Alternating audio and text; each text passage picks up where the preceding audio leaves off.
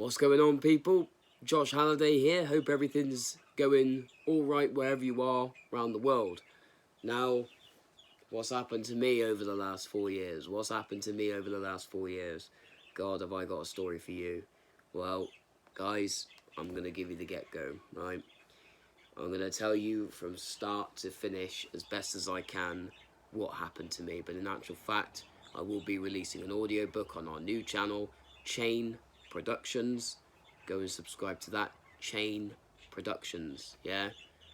S at the end of productions, not production. Because I made that mistake. And you'll start seeing like some videos and so on and so forth. Anyway, so what happened to me over the last 4 years, people? Well, Kaylee and myself split up because she decided to cheat on me with one of my best friends at the time, Connor. You all remember Connor, yeah? Well, she was having it away with Connor behind my back, and the story of old, I was left with an empty wallet and a broken heart. Well, I'd say broken heart. We had some issues at the lead up before that anyway. So, yeah, it wasn't too much of a broken heart, but in more respects of, like, I was happy to be out of there, but I wasn't happy that I had such an empty wallet because I really helped Kaylee out of the shit. So I got on my bike and I rode. And I rode and I rode and I rode. And I met people along the way. I met up with old friends. And at one point, I was actually riding until 3 o'clock in the morning. And I sat outside a garage, everything was all darkened out around me, the roads were empty, the streets were just dead, desolate, nothing around. 3 o'clock in the morning, just sat at this garage, wide awake. Just didn't want to go to sleep. You know, it was what it was, you know. Every weekend I would go out until God knows God knows when, get up to God knows what, with all sorts of different people. I would have parties at my mum's place without her knowing. Every time she went over to her other half's place, I would call people over. I was to this. I did drugs. I had a lot of alcohol intake. Started popping some pills. Yeah, it was pretty dope. No. It wasn't too good. You know, it was a wrong path to go down. In all honesty, but I did have some fun along the way. I'm going to admit that I did have some fun along the way. And as for the YouTube, that just completely stopped. Like, everything stopped. I just wanted to ride. That was all that mattered to me. So before, I had my YouTube, and then that was all that mattered to me back then. But then, like, as time went on, it was just riding. That's all I wanted to do was ride, because all my problems would just sift away. And, you know, that kind of made me, like, I guess, numb to any sort of pain. You know, I was like, yeah, whatever, doesn't really matter.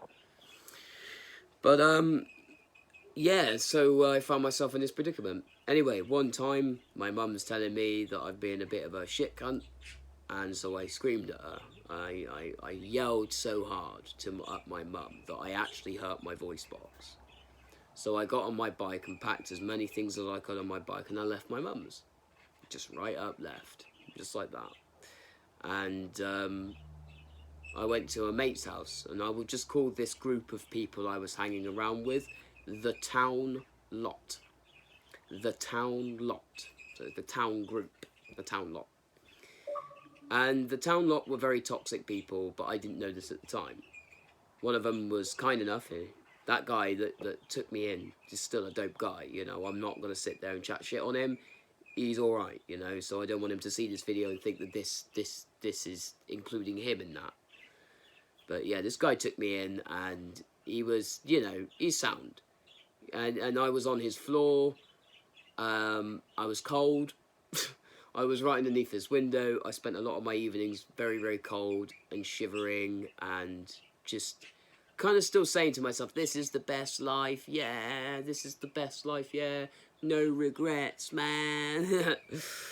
And yeah, so I was, you know, kicking it hard. I surrounded myself with drugs again, a lot of alcohol intake, women, and all the rest of it, you know. I guess I was still just trying to find distractions to the pain that I'd received from that, in a sense. And yeah, so I was doing stuff with the Town Lot. in regards of motorcycles, I won't say too much on that, but it was racing around here, there and everywhere. Again, I am uploading my audiobook, or my book of some description, publishing a book, and that goes into greater detail of the stuff that I got up to. And yeah, so anyway, brushing past that, I was used for my money, my time, and my manpower by the town lot, the town group. That was all they used me for, and I didn't know this at the time. And they were doing the exact same thing to the guy that actually took me in. And you know, I needed to get out of there. So anyway, at one point, I was actually in the process of actually losing where I lived. I had nowhere else to go. I did meet Tasha, who I'm happily engaged to today.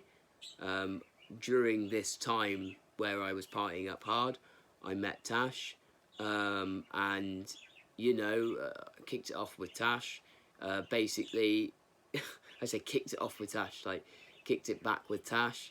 And basically, Tash and I knew each other from back in the day, and yeah, like she'd sort of seen me, and I changed. I very much changed from who I was back then, and she'd seen the new person I've become.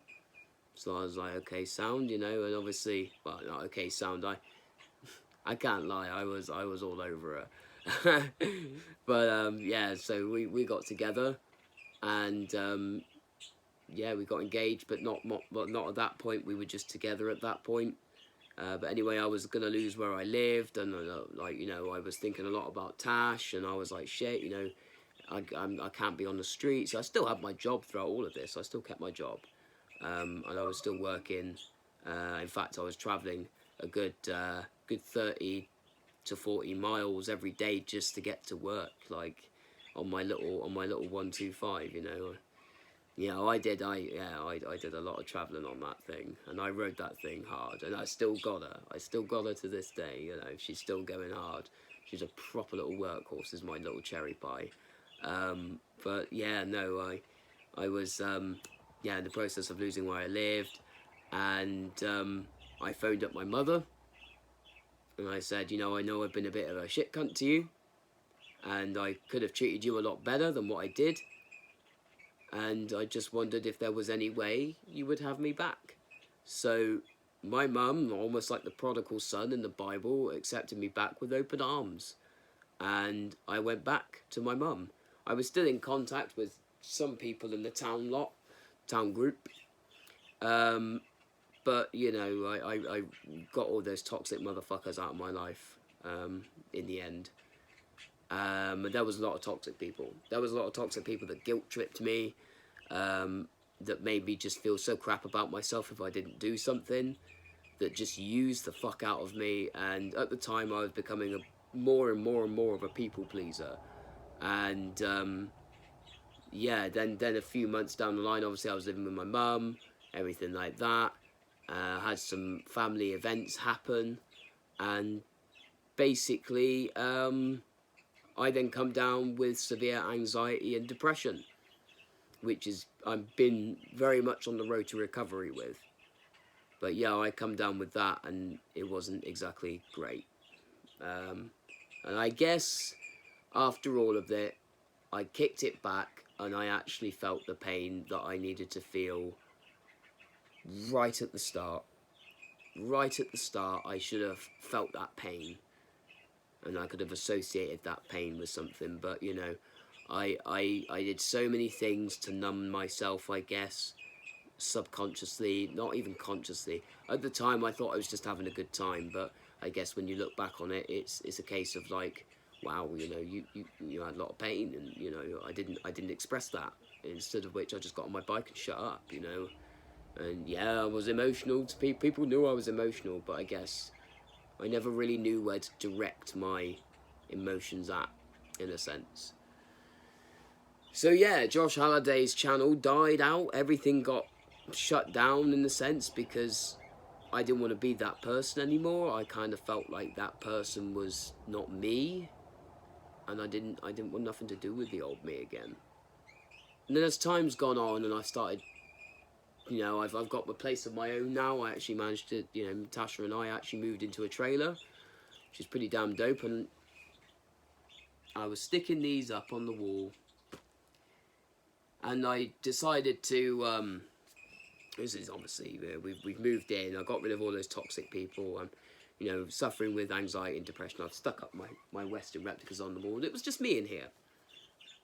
And I sat down on this sofa and I got the old remote, clicked on YouTube and started watching some of my old videos. And instead of feeling embarrassed by them or like, oh no, that's not me anymore, I don't want to be me, I don't want to be that guy anymore, I looked at them with like, wow. And I actually had nostalgia. I actually looked at them and was like, oh shit, I really miss making movies. Like, I really miss making movies. Like, playing that character, bringing it all to life. Wow, I miss it so much. You know, and coming up with the storylines that I did. Just, wow. It was amazing. I mean, it was cheap, yeah, but it sure was fun. And I was taken back. I was watching them all day at one point, all freaking day. I was taken back to a time that was simple and just straightforward. And I was just like, wow, this is amazing. This is really amazing. But yeah, so I started talking to the rest of the boys because I'm not, well, I'm still friends with Archie, of course. You all know Archie, of course you freaking do. You all know Adam, of course you know Adam. Still friends with them, still kicking it off with them. But I've met some more people along the way on my journey on the road. And these people and I decided to start up another YouTube channel, as we said before at the beginning of this video, Chain Productions.